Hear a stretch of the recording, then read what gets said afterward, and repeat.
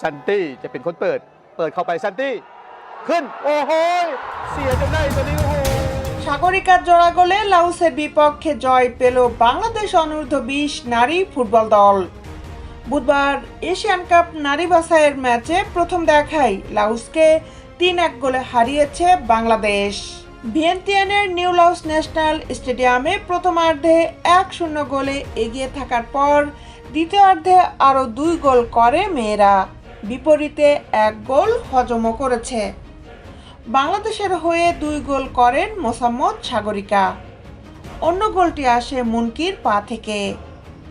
আগামী শুক্রবার দ্বিতীয় ম্যাচে বাংলাদেশের প্রতিপক্ষ পূর্ব তিমুর।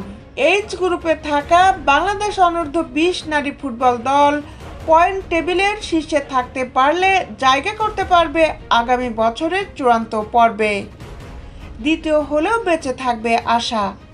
সেক্ষেত্রে 8টি গ্রুপের 8 রানার্স আপের মধ্যে সেরা 3-এ থাকতে হবে। অনূর্ধ্ব-20 এশিয়ান কাপ বাছাইয়ে এর আগে বাংলাদেশ দল 12 ম্যাচ খেলে মাত্র 2টিতে জিতেছিল। আজ জিতল তৃতীয় ম্যাচ।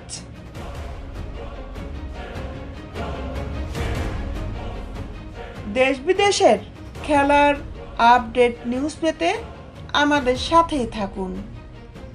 Justice sports, Dhaka.